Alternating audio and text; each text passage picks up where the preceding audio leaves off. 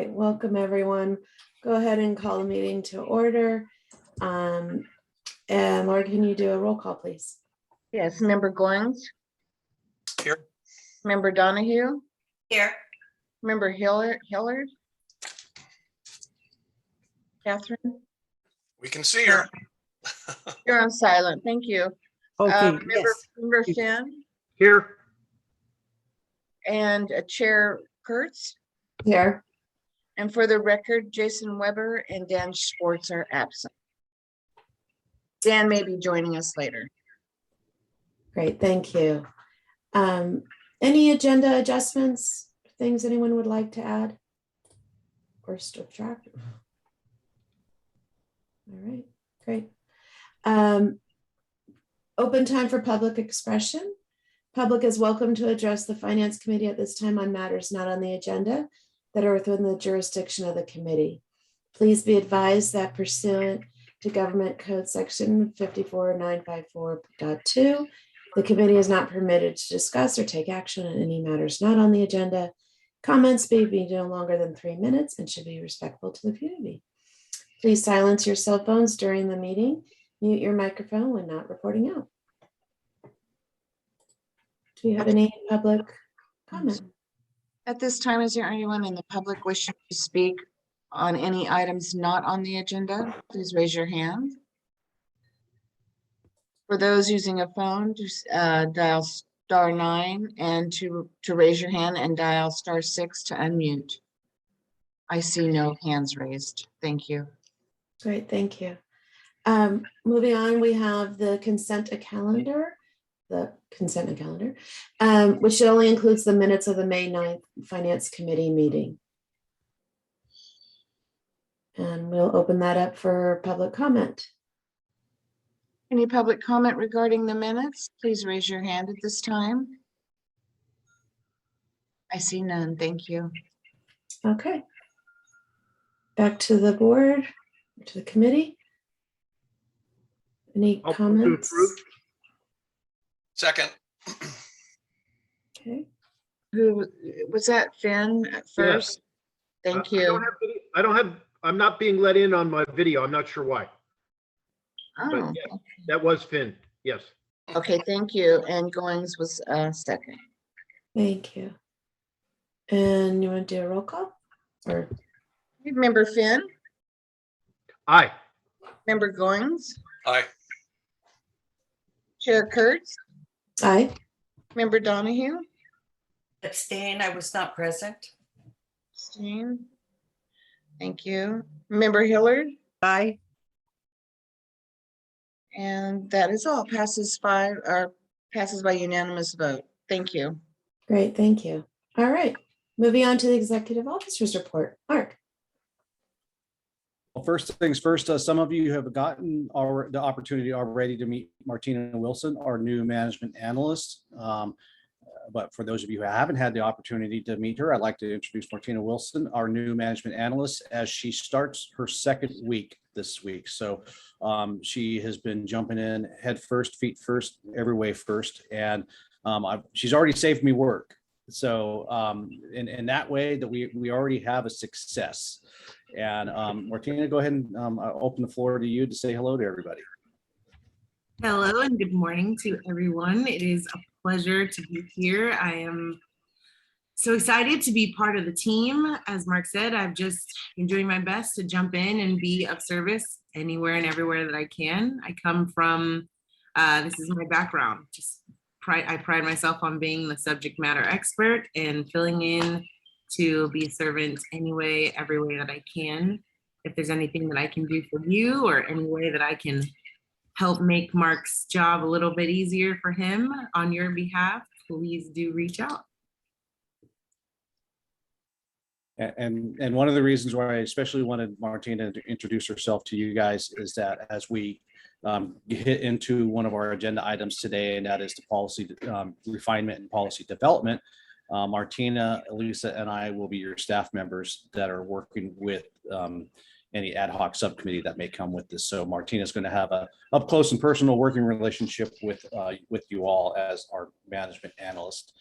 And I did want to just touch on real quick what's going on in the world of wildfire, and I'm sure you've all been tracking the fire in Yosemite and the articles that have come up mentioning the pre-fire work had a significant positive impact for that fire. And then, of course, that is also bringing about articles where there have been injunctions for projects that have been in and around the area of Yosemite due to fears that that type of work will increase fire activity rather than decrease fire activity. Interesting article in the Chronicle discussing that conflict in the different views of science. And I think you all know where our views are, is that we do feel that pre-fire work does have a significant positive impact in regard to how fire burns. And if there is a good thing with the number of fires that we've had over the last decade, is that we have a tremendous amount of data to fall back on. And one of the data points that we are getting is how fires behave in untreated areas and how fires behave in treated areas. And the data is coming back time and time again that fires within treated landscapes burn with low intensity and actually produce a healthy output for that fire environment area. I'll probably dig a little bit more deeper into that at the board meeting. In an effort to save time today, I won't really go in too much depth today. But with that, I'll take questions. Mark, I think it'd be important, the two scientists that were featured in that article, Chad Hansen is a litigious environmentalist who's been at it for several decades. He is a fringe scientist by all definitions. Dr. Malcolm North, who responded to his comment that thinning increases fire intensity, and team, they've put together a publication that I think we have it on our site, but I would like specifically, Mark, if you could pull up that reference by Dr. Malcolm North and team that refutes, that brings the science to refute Chad Hansen's statement that thinning increases fire. I think it'd be helpful for the board and for the general public. So if you need help finding that, I'll find it myself. But I do think we need to bring science to the table here, as opposed to just statements and conjecture. Agreed. And that actually will be part of my update on Thursday, is that Maria's made great advances in our science and research website, and she's actually got our scientific articles posted. Okay. She's just organizing it better now. So that'll be something we'll discuss at Thursday. Thank you, Mark. Thanks very much.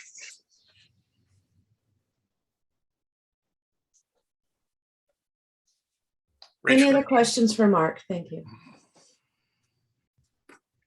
All right, moving on. We're up to, I guess we have action items. First one is the fiscal year 2020-21 financial audit. Who has this, Alyssa or Mark? I have it. So after a long time waiting, we finally have all components of our financial audit.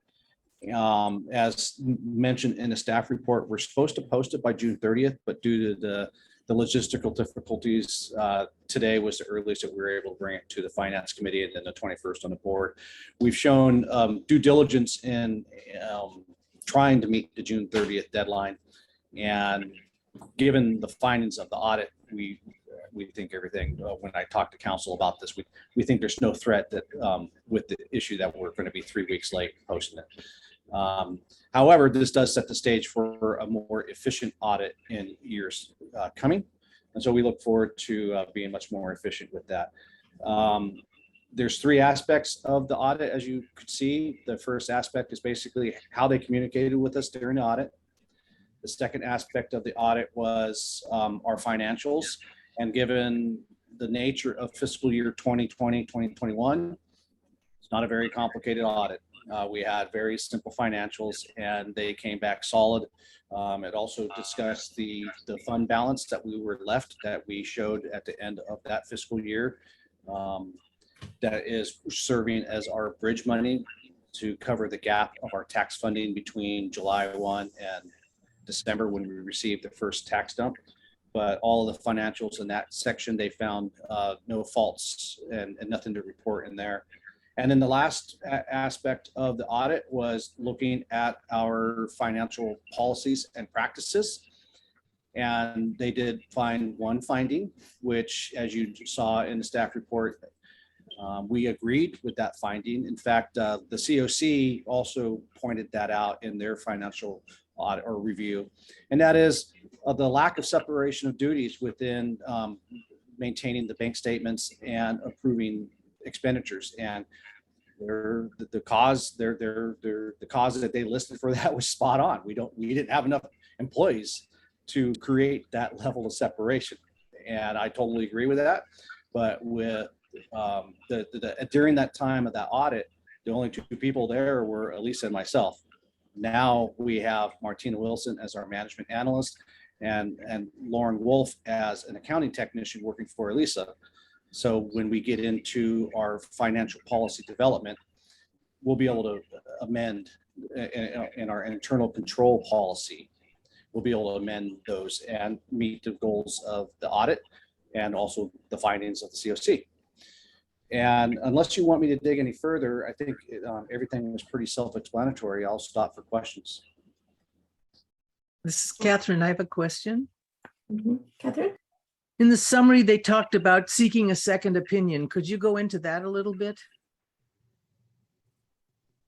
If I'm reading, the summary of the first section, yeah, it's if I remember right. Page 3 of the audit report, I think. It says, in some cases, management may decide to consult other accountants about auditing accounting matters, similar to obtaining a second opinion on certain situations. If a consultation involves application of an accounting principle to the authority's financial statement or determination of a type of auditor's opinion that may be expressed in those statements, our professional standards require that consulting accountant to check with us and determine that the consultant has all the relevant facts. To our knowledge, there are no such consultations with other accountants. So that's standard language for their boilerplate template for that letter saying that, hey, this is how we're communicating with you. If you don't agree with the findings of our audit, we invite you to go get a second opinion. Given there was nothing controversial in our audit or negative findings, we saw no need to consult that, have that second opinion. And then we have the benefit of Larry Chu and his vast financial background being on the COC. That's almost as good, if not better, than a second opinion. And now that we've added John McCauley to the COC, who worked for an auditing firm, I think we're well covered. But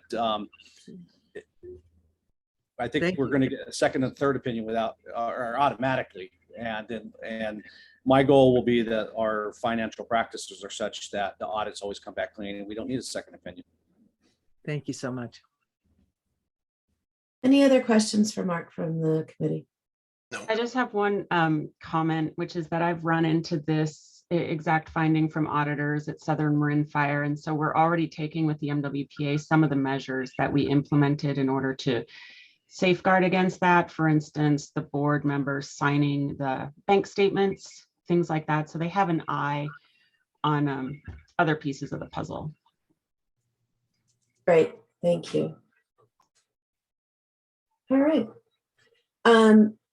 Again, it's good to read at least. This audit's actually really easy to go through because it's not very complicated for the first year, and it's helpful. I guess, Mark, I have a question in terms of now that the June 30th, right? So we haven't closed yet, probably fully.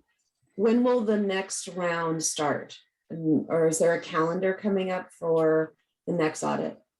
And I'll pass that off to Elisa. She started doing if I remember right, Elisa, they talked about starting the scheduling discussions about a month ago. Yeah, we haven't gotten on their calendar yet. I will check in with them. Right, just so we can get in front of this one. Yeah. Pretty quickly. Great, thank you. And then what I forgot to mention at the front end of my conversation today is that we invited the auditing firm to present today and Thursday. However, they were unavailable to present today. They are available to present at the board meeting on Thursday. Okay. So you have another chance to ask questions. There you go. Perfect. All right. Do we open to public comment? At this time, would anybody like to speak on the audit? Please raise your hand. I see no hands raised. Thank you. All right. Moving on to policy development. And Well- Rachel, this was an action item, so we will need a motion to. Oh, I'm sorry. Thank you. Yeah, you already provided feedback to staff, so you'll just recommend that the board of directors accept the audit, and then recommend the update to the internal controls policy to meet the findings of the audit. Make that recommendation both to the board of directors. So moved. Is there a second? I second. Okay. We'll do Catherine as a first and Kathy as a second. Yes. Roll call, please. Member Hillard, Yes. member Donahue, Aye. member Kurtz, or Chair Kurtz. Yeah. Member Goings, Aye. member Finn, Aye. and member Schwartz had joined us. Aye. Passes 6 to and 1 absent. Thank you. Welcome, Dan. All right. Thank you very much. That passes. Policy development. And that'll be back to me. Okay. And this is actually 3 items merging into 1 item. If you remember at our March 14th meeting, we had already identified 4 policies that we wanted to refine. The Finance Committee has seen this once before, and now it was time to refine them and get them finally approved by the full board.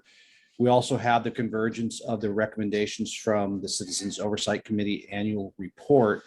Instead of having the COC give another full report on the annual report for today and make them go through 3 times, because we did hear it, asked them to present the report, which is a great report. We find it very accurate. At the executive committee meeting, they will also be making a full report at the board. We just merged in the policies that are being recommended for update through the annual report into this staff report. And then you also see the internal controls policy that the audit is recommending approval. So just to cut to the chase, one of the items that the COC found was there's a component of the JPA language that says that we cannot leverage more than 10% for loans of our budget. Well, what is our budget? Is our budget our expenditures, or is our budget our revenue? And so they're just saying, hey, it would be nice if you clarified what you meant, what that JPA language meant. So we recommend a policy for that.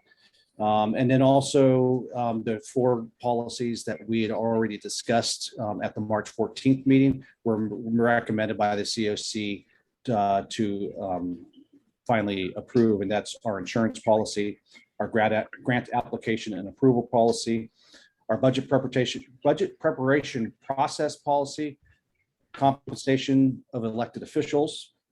And then some of the findings from the COC report had more to do with the local mitigation projects and the defensible space funding projects.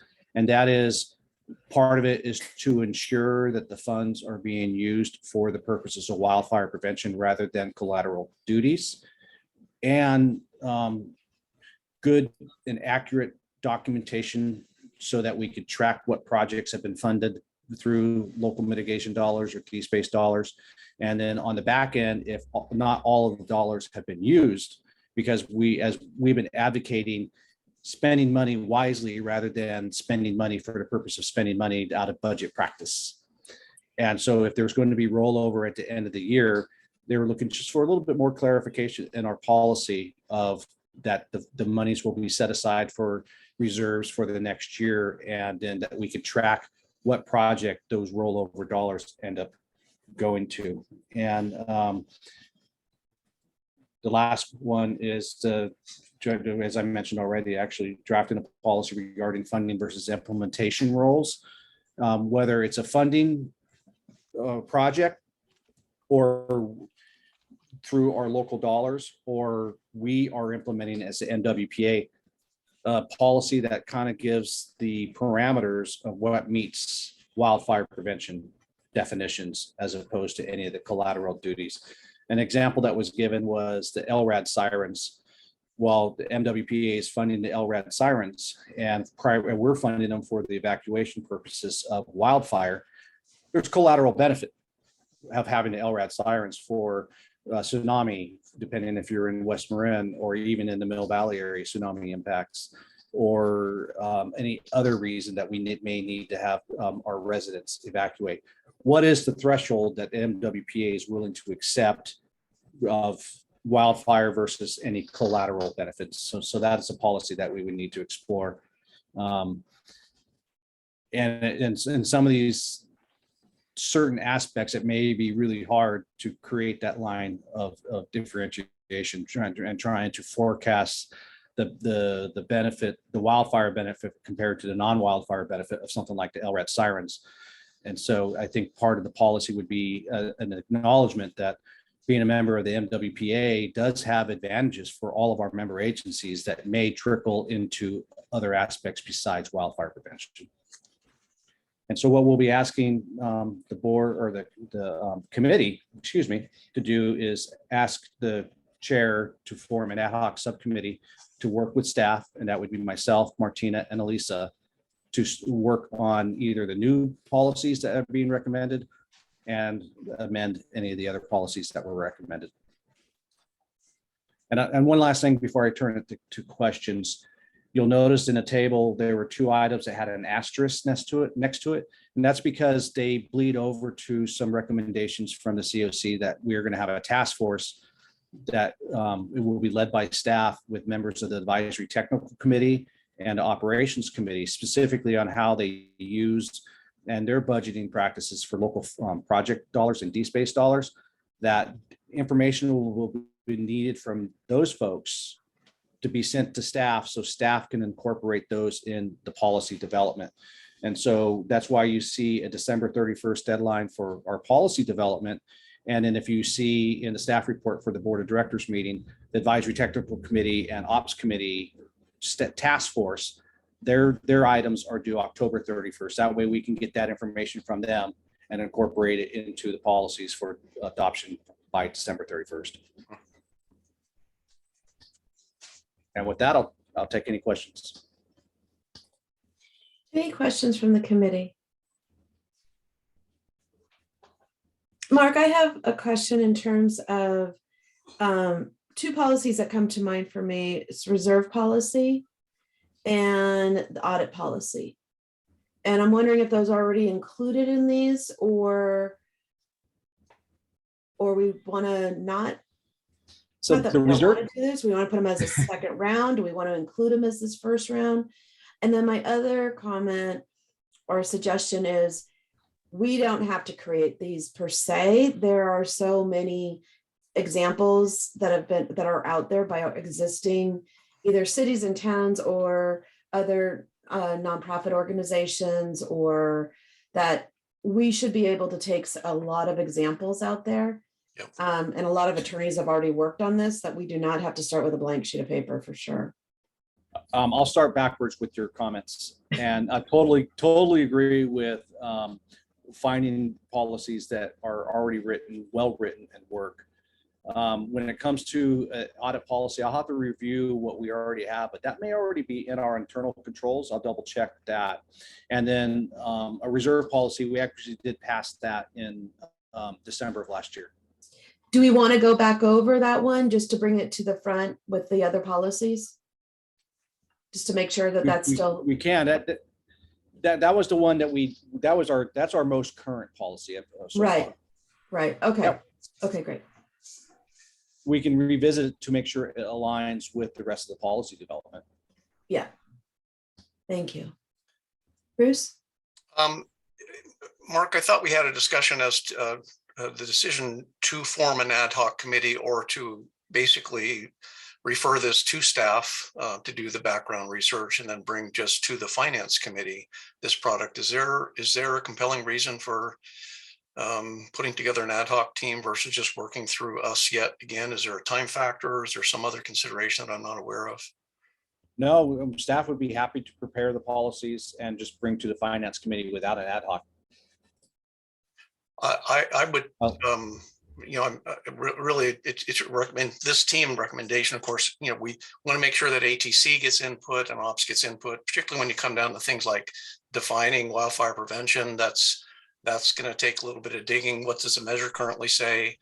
And it sounds like we're looking to perhaps expound on what the Measure C language is, and that's a real technical question that I think that we would want to see ATC digging in and pulling that information forward. But whatever the committee, if we don't need an ad hoc, I think it would just be simpler.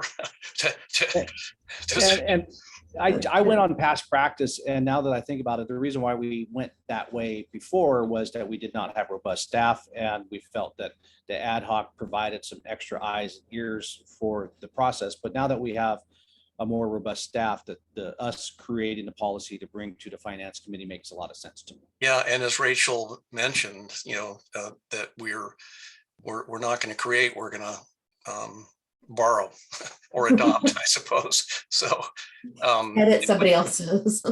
with the exception of the wildfire prevention nuances, which I think we really need to, scratch our heads and make sure that we're very clear, because it's so important. With Good suggestion, Bruce. getting some input from the COC, particularly on their thoughts. Mark. Agreed. Okay. Any other questions for Mark? Comments? Okay.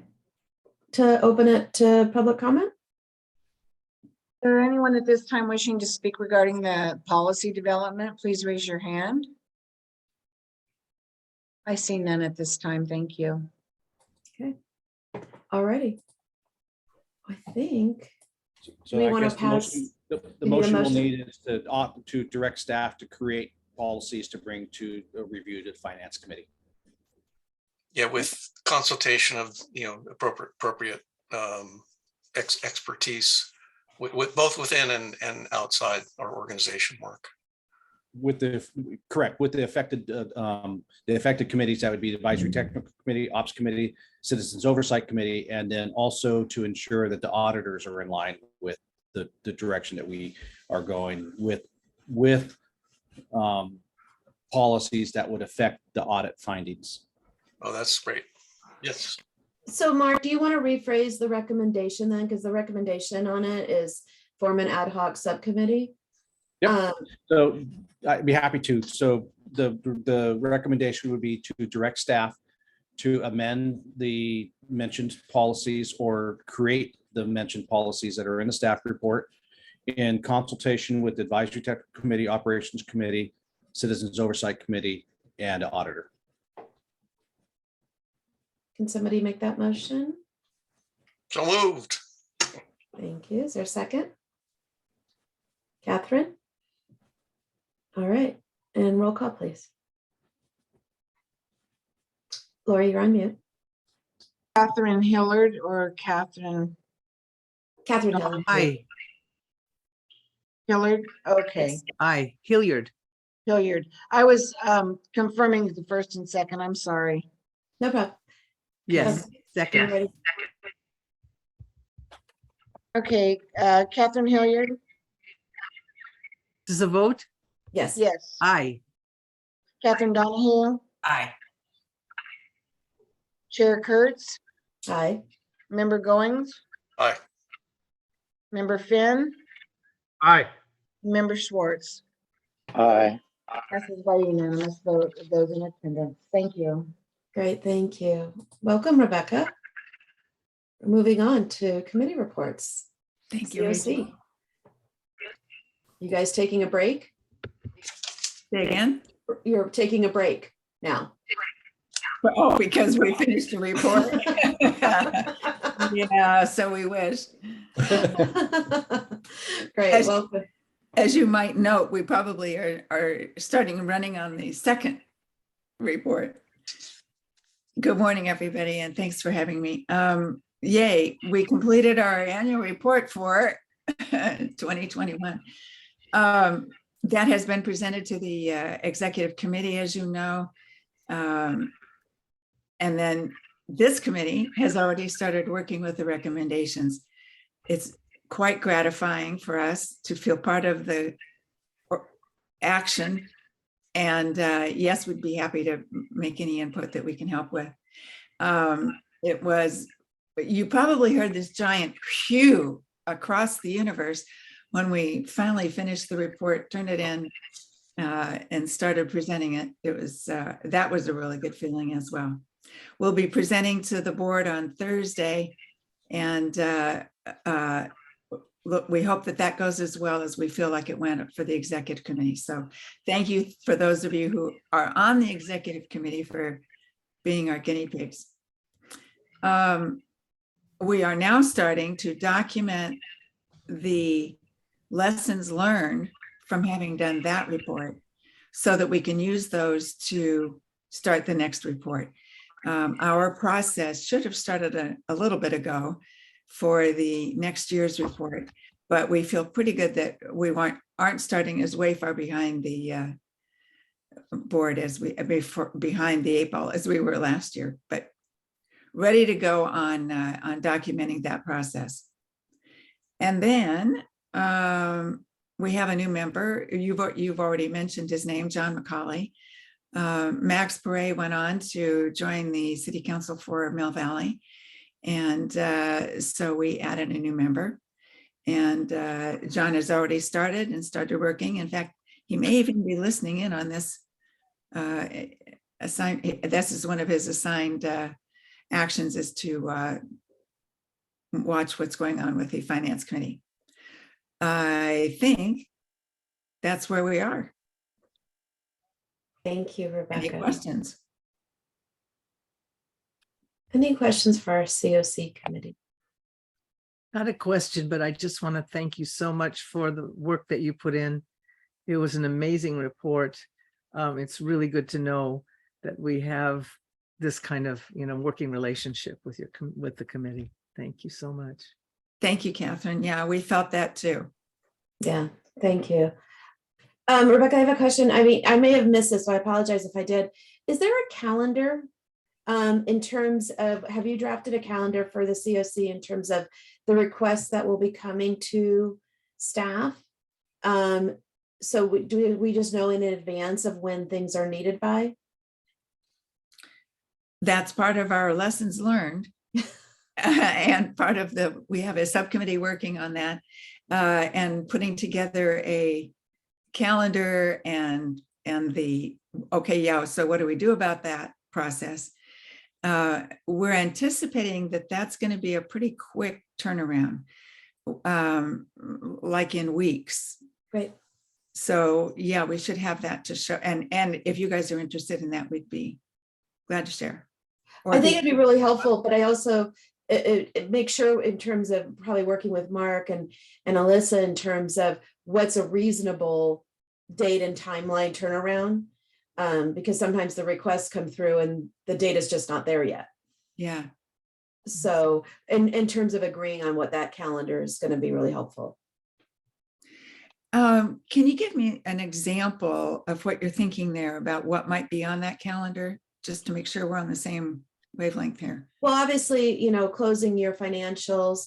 If you're looking for something specifically from member agencies, so in terms of any specific reporting from member agencies, let's confirm that they have that available and what your timeline would be to want to get that and how quickly, so that they can prepare and staff up and not have we want this in 24 hours, which I know you wouldn't do, but those type of requests, so everyone knows ahead of time that by this date, all the material pieces need to be in for the COC to start. So, something like that might be helpful for all sides contributing to it. So it's not a scramble, similar to the type of question that we did with the audit. Yes. Okay, we're on the same wavelength. I got it. And yes, that will be part of this lessons learned in the process. Great. Yeah, I think for all of us, I think it's sort of the same thing. Yeah. Mark, anything else to add to that? No, only just to echo that the disbursement policy rewrites that we will be doing are based on the lessons learned from the organizational side of it, as opposed to the Citizens Oversight Committee side of it. We all learned a lot during this last phase. Great. Any other questions or comments? Okay, can move to public comment. At this time, is there anyone in the public wishing to speak on the COC report out? Please raise your hand. I see none at this time. Thank you. Okay, thank you. And with that, we're gonna receive the report. Is that it's not really an action, right? Because it's not an action. Nope. Oh, Just okay. verbal report. Yep. Any other informational items? I want to thank Rebecca and team. Also, your comments were well spoken, Rachel, but we do really appreciate the hard work that you did. Really building something from the ground up. You know, you went through the first year of COC like we're now entering our third year of MWPA, but I can testify that standing something up in the first year is a lot of hard work, and I really appreciate all of your volunteer time, public service. Thank you. Thanks, Bruce. Absolutely. Thank you. All right. Any other items, future agenda items? I think maybe next time, maybe as I believe our committee structure might change a bit as we move forward. And so we will do a Finance Committee 101. Just for 10 minutes, we'll just give it an update, like what is the committee? What's the purpose of the committee? I mean, we're all lessons learned about pretty much everything these days. So we'll go through and just make sure everyone's aligned with what our role is going to be. Okay. Any other future agenda items? All right. And with that, I think we can adjourn the meeting. Yep. Thank you. Thank you. Thank you, Rachel. All right. Thanks, Take care. everybody.